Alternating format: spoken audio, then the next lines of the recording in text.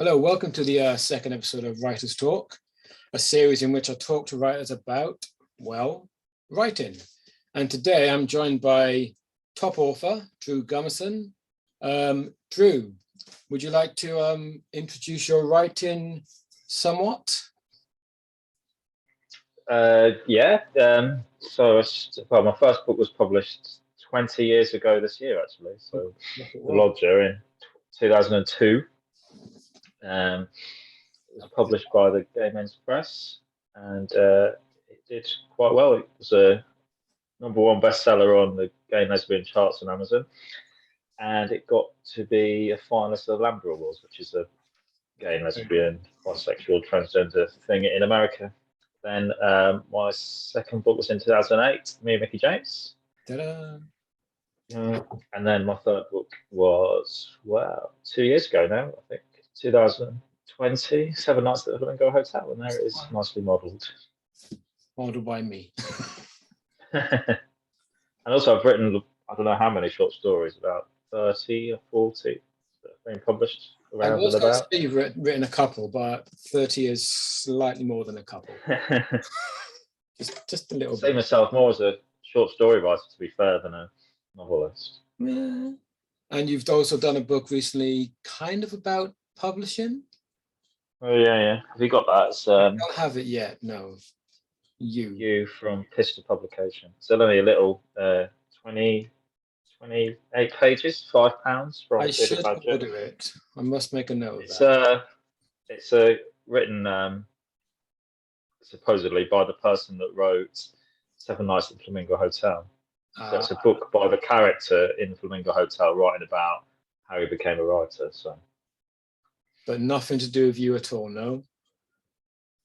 Some of the stories are a little bit true. So, like he tries to find an agent. So, just a little bit. There's some of my experiences of the writing world. Speaking of experiences of the writing world, tell us a little bit about your process.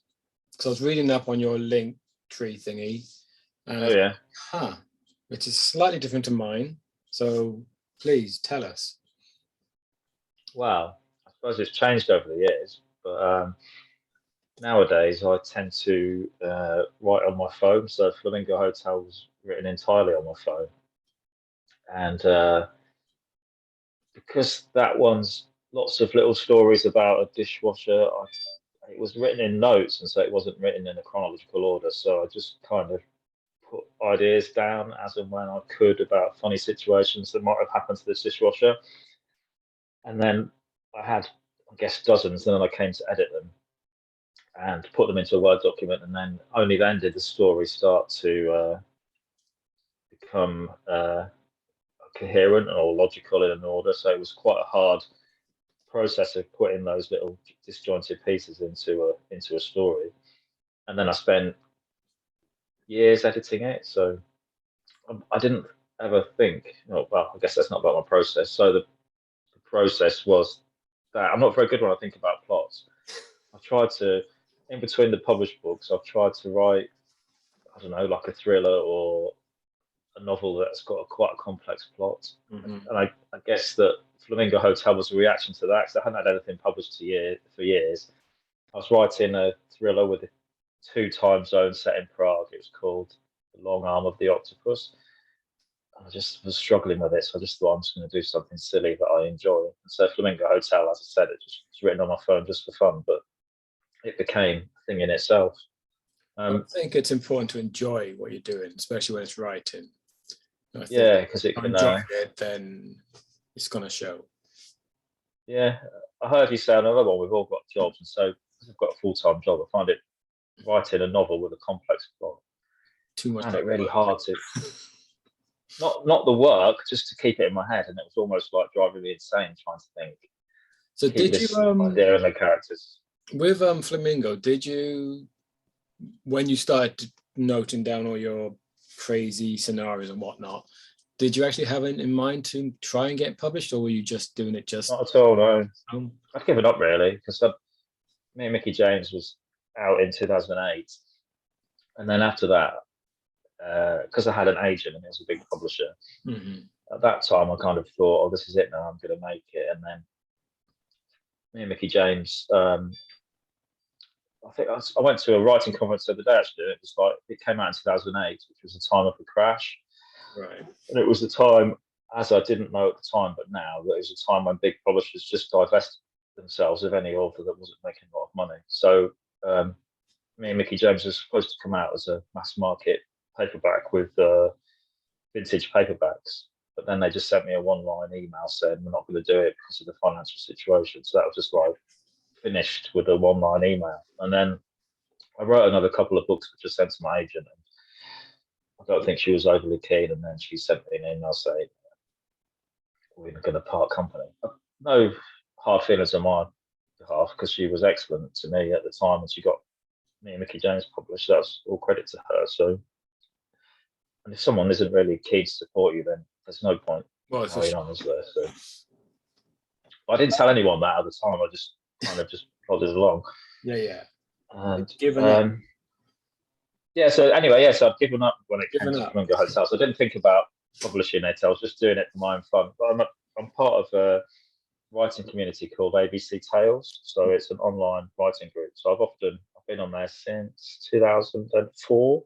So a long time. I post stories on there. Most of my stuff gets posted on there. So me and Mickie James was posted on there before that was published, and I started editing it, what I'd written. So I'd already written it a year before, and I'd given up, so I thought it was rubbish.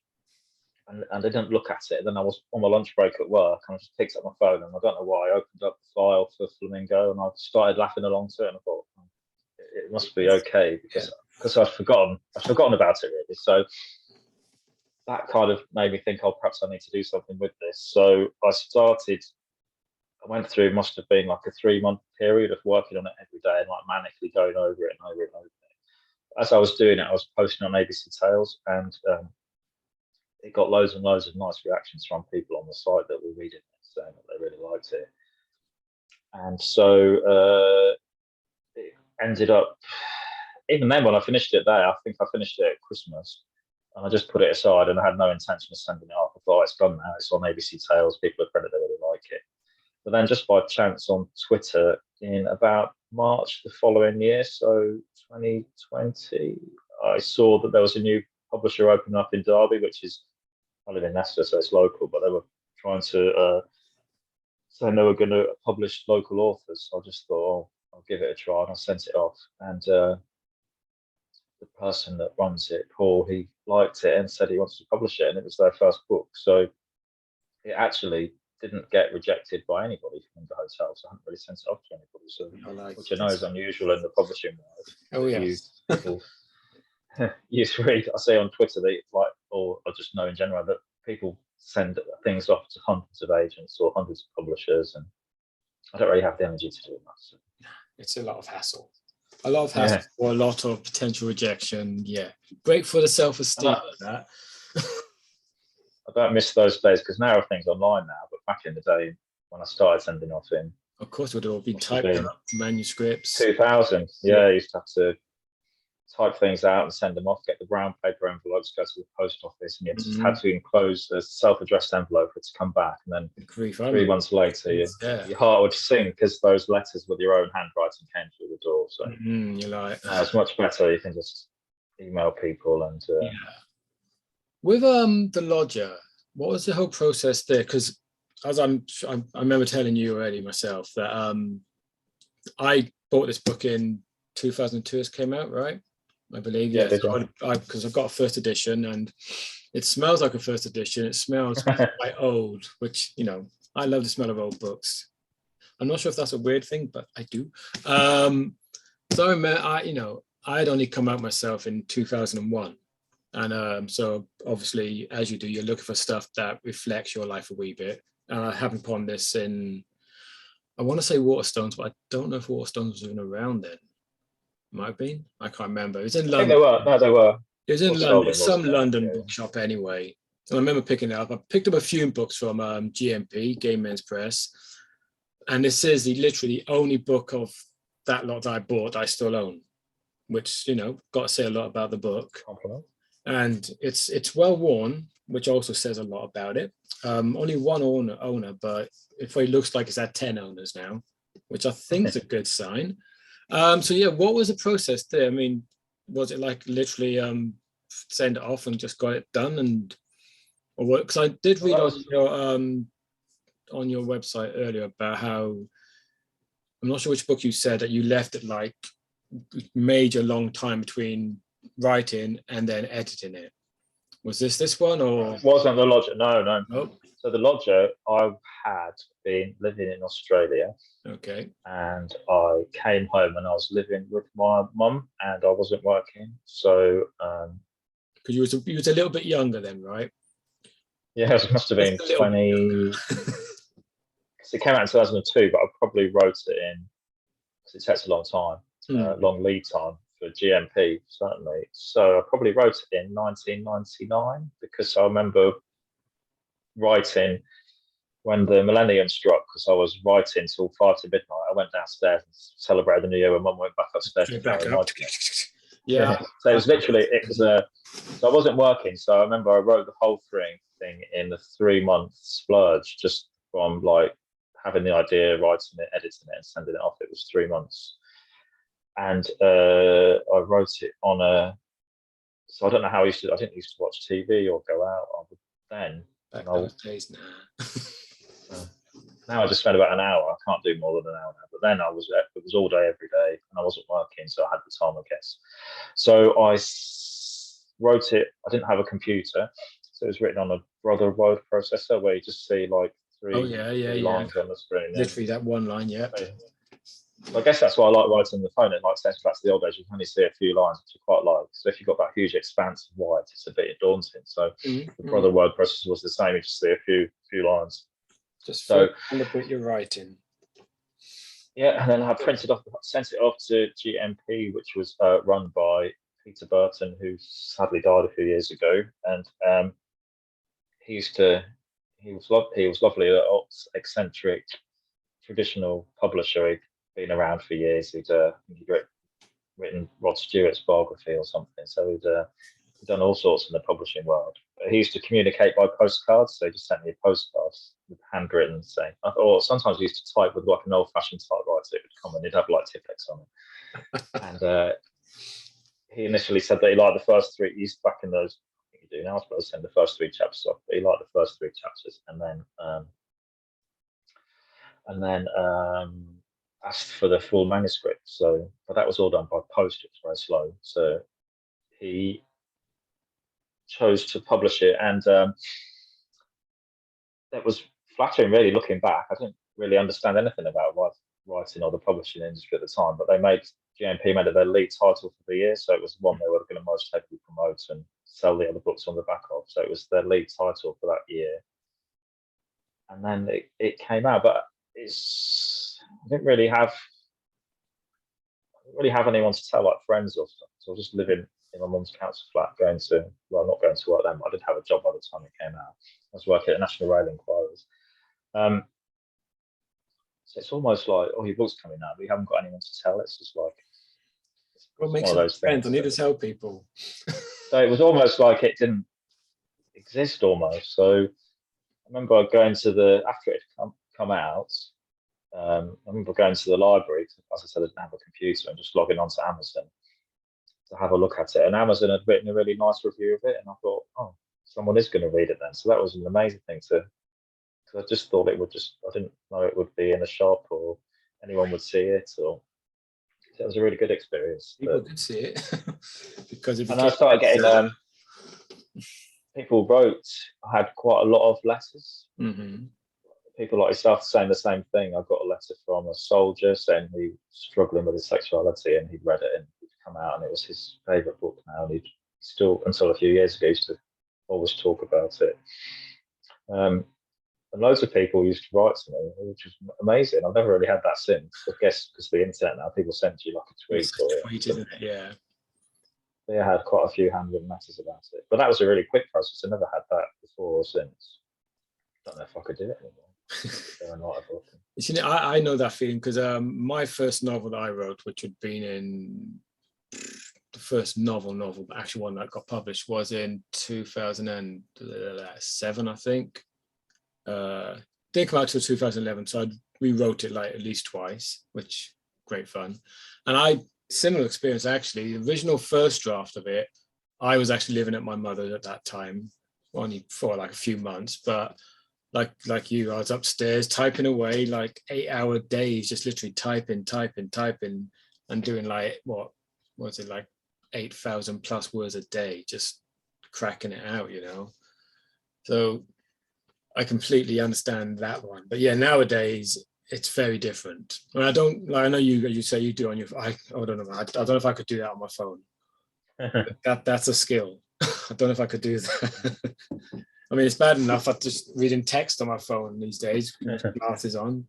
Gosh, that's quite yeah, impressed. What was I going to ask you? What's your actual, other than not process, what inspires you in your writing? I mean, it's vague enough. I don't know where.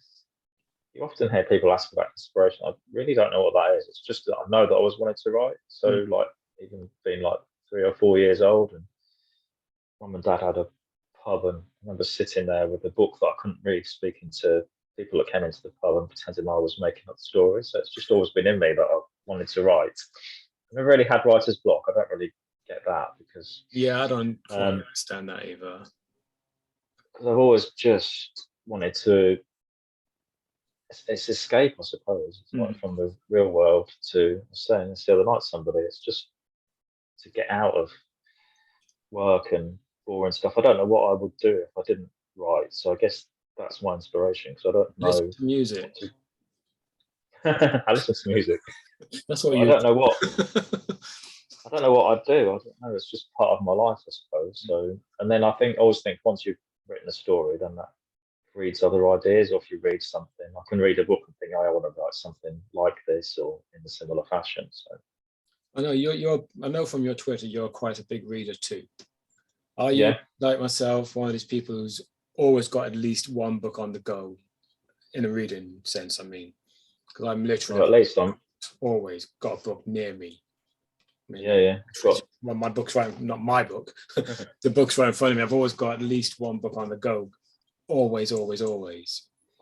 Yeah, next to my bed there's like a tottering pile of books, or there's books on the table downstairs. Red pile. Yeah, so I've got hundreds and hundreds. Were you ever, because we're of a similar age, I believe, were you ever the type who'd be walking down the street reading a book? Yeah. Oh, yeah? National Rail Inquiries, they would laugh at me because I'd walk from the desk to the canteen or whatever, reading a book. Really? Literally, from one desk to another. Yeah. I remember people literally laughing at me and pointing at me, like, because I was walking around reading a book. See, this is why, to this day, I don't generally collect hardback books, especially novels. I've got a few, but not fiction, usually write research, because I've always been, not since I've had to have reading glasses, because it's not quite the same, but back before I needed reading glasses, I would always be walking down the street reading a book, but hardbacks are kind of heavy. So I was always a paperback person. So to this day, just can't be doing with hardbacks. But did you have any accidents when you were reading books down the street? I'm taking that as a yes. No, I don't think I did. No. I nearly got run over by a car when I was passing through a garage, as in the UK version of a garage, at one point. What kind of books do you read? Similar to what you write, or? I think there's been a bit of a change in the last 10 years with some small publishers, because GMP was obviously a small publisher, and they went bust in, I don't know, 2005. It became really difficult to compete with the big guys, but I think the desktop publishing has become easier, like the software needed, and there's so anyway, a long way around it. And there's lots of new indie publishers now that publish lots of really interesting books that the big publishers probably don't publish. So if you look at my Twitter feed, you can see it's like crowded with indie publishers and me reading their books. So whether it's translated fiction or short stories or novels. So I tend to have enough books from just those small publishers that I follow. That's almost all I read now. Whereas back in the day, I would have been, I don't know what I would have been. When I lived in Australia, it was difficult to get hold of books. So I go to secondhand bookshops and how much money I was. So yeah, but nowadays it's more the indie presses. So if anyone does look at my Twitter and follows me, Oh, I know. It's you'll see always, that. you always seem to be, it does, I mean, it's not, but it feels like you've got a new book on the go every day. Yeah. It feels like, dude, you just read so much. I mean, I don't really. It's just because go on, sorry. I talk about it, I guess. Yeah. I guess I talk about it. Nobody's asked me this, so I couldn't answer this one without some thought anyway, but I'm going to ask you anyway. Is there a book that you've read that you've wished, I wish I wrote that? And what is it? I really wish I'd written Motel Life by Willie Lawton. I love that book. Okay. It's a story of a guy whose brother, it starts off, he's asleep in his room and his brother smashes his window with a rock and he says that he thinks he's killed someone. And so these two brothers go off on the run across America, and it's a book of working class American life, which I really like. Okay. There was a book that inspired this, not the book I'm writing now, or I've got two books that I finished. So the one after the one I'm editing now is finished in the sense that I've finished a few edits of it. And I read a book of short stories called The Doll's Alphabet by Camilla Grodova. It's published by Fitzcarraldo Editions, our publisher. And it's kind of weird and gothic-y and full of lists and set in a almost slightly off-kilter universe that's similar to ours, I guess. So that inspired me to write a book of linked short stories, which some are on ABC Tales, but early versions of them. I've been rewriting those for the last. You mentioned editing. What? Yeah. In my experience, most authors are not very good at editing their own work. They just can't get the distance enough. How are you for editing? Are you brutal? Are you one of these like, oh, I love that line too much? Or are you just proper like hammer and tongs saying, nope, doesn't serve the story, gone? It just goes.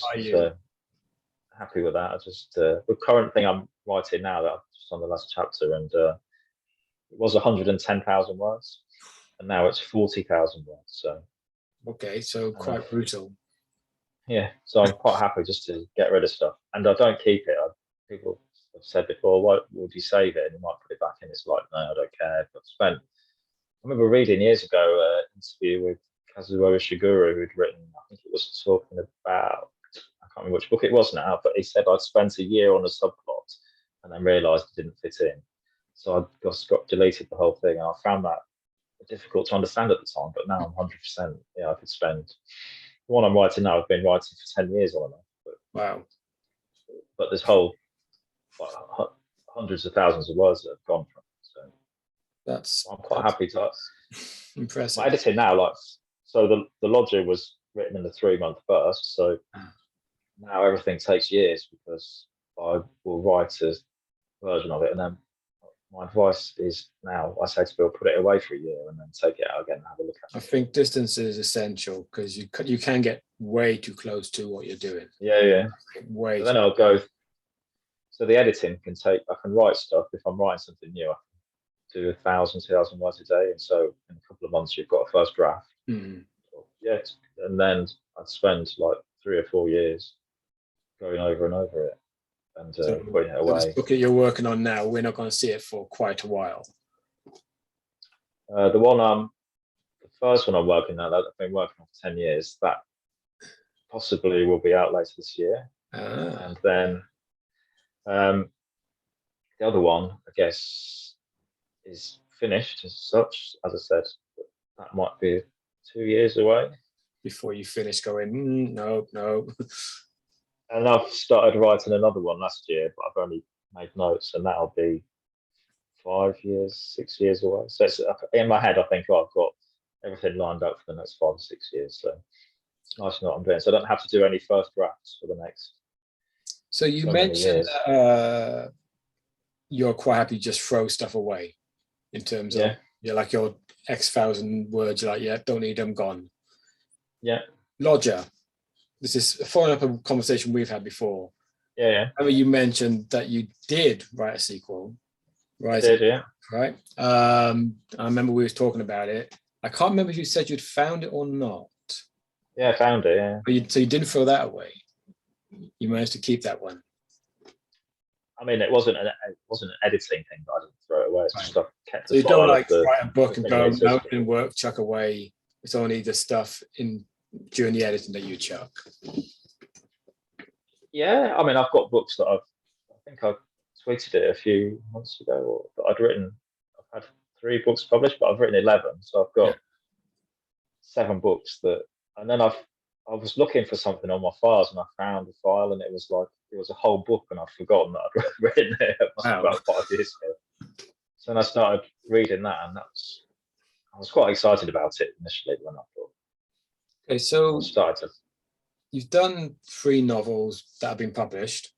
And the first one was 2002, although written earlier, obviously. And the most recent was only 2 years ago. And you're obviously working on stuff now. Today, what does he think about The Lodger as a piece of work now? As a writer, as opposed to, obviously you still think it's a great book because you wrote it, but do you look back from what you've learned since and go, if I was writing it now, I would do this different? I don't think I'd write it now, that's for sure. But I don't. Even having done it 20 years, I still think I'm crap at it. So I would look at that. There's no confidence there to say I'm better now than I was then. I don't know. But yeah, only in the last, since Flamingo Hotel was published, I've learned to be proud of what I've done, look back and think, I've been published I think it's like a good achievement now with 3 books in a lifetime with 3 different publishers. And that means that 3 different sets of people or one person has liked me enough to publish me. And that's a really big thing, because most of writing is failure and rejection, isn't it? So it's unfortunately most people don't. Yeah, so I'm proud of what I've done. So I don't think I'd write The Lodger now, but I'm really proud of it. I look back at it now. I'm going to celebrate it in its anniversary in July. How are you going to celebrate it? Yeah. Are we going to get a new copy of it? I keep saying this because I think more people, because it's obviously hard to find now, I imagine. So as you well know, I'm very much a proponent for we need a new edition of it out there. Very much. I find it really hard to go back. I have so little time. So I've got a full-time job, dogs, and the same as everybody, I've got a life. So I'd much rather focus on what's going to come next. I find it really hard to think about. Like to have a new edition, I'd have to go through it and edit it and reread it, and I just can't see myself having the time ever to do that. Maybe when I retire in whatever, when it's the 40th years. Anniversary or something. 40th anniversary, yeah. We'll have I'll think about it now. So what are you? There's a lot of people. Sorry, go on. What am I reading now? No, carry on. Say what you say. It's okay. Go on. I'll save that one in a minute. I can't remember now. I don't know. Yeah, I don't know about The Lodger. So I was going to say, a lot of writers seem to. I don't know, they probably want a back catalogue and stuff in print, but I'm not really bothered. No. I've got no desire for austerity. I just think it was something that was good at the time, and it doesn't really matter now. That's all the past. It's only the future that matters. Well, that is very true. So what are you reading now? I've just started reading Cursed Bunny by a Korean writer. I can't remember. Cursed for young. Yeah. Okay. What's it about? I've only read the first story. The first story is a woman whose excrement comes to life. So she starts seeing this head in the toilet. Okay. And over the years, it it keeps poking its head out of the toilet, and that's the first story. It becomes like this being in her life, and she keeps trying to kill it, and she attacks it and puts it in a box, and it keeps finding its way back into the sewage system and haunting her. So that's good. I'd recommend that. I'm also reading. Interesting. You say I read a lot. I'm reading The Projectionist, Okay. and I love that. That's sort of it's a mystery book set in a Scottish town called Seacrest, which is like it's a town dedicated to cinemas. It's got hundreds of cinemas, but it's starting to fail because not as many people are coming. It's kind of stuck in the past. So there's a new developer wanting to knock down the old cinema and build like a huge new retail cinema complex. And as the story opens, a famous film critic who may or may not have existed has come out of back from the dead as such, and is going to come to the town. So they're trying to set up this annual festival, and it's going to be a big coup that this famous critic's there. So that's really good. I'd recommend. That's from a small Scottish publisher called Rymor. Awesome. Okay. Our time is practically up. It whizzes past. One last one then before we go. New writers, what advice would you give them? I mean, would you give them advice? Or would you say, just go and do it? Definitely just go and do it. But one thing I'm passionate about is that, you can just do it. You don't need to do a MA in creative writing. You don't need to go on a retreat. You don't need to pay for all these expensive courses. If you want to write, you can just do it. And if you I hear people say I need a government grant to do it, arts council grants, and I need this space and stuff. But you need to make your own space. And if you wanna write, just go and write. Mm-hmm. Definitely. I think that's fair. If you've got a passion, then there we go. If you've got a passion, just follow it, I think. Well, Drew, it's been a fantastic time chatting to you. Ow. That was a table. Where can we find you? I mean, I'll put links below, but, where can we find you for those who don't read these links? So I'm on Twitter at Drew Gum, and I'm also on something called Linktree, and that's Drew Gum as well. So Drew Gum, easy to find you. Yeah, Linktree or Twitter. So yeah, I used to have a website, but they're difficult to maintain. And yeah, it's a lot of hassle, isn't it? It is a lot of hassle. Okay, well, again, thanks for your time, mate. To everybody else, please do check out Drew's stuff. If you can get hold of a copy of Lodger, I highly recommend it. But obviously, I recommend his new stuff as well. Until next week, then, goodbye from me and goodbye from Drew.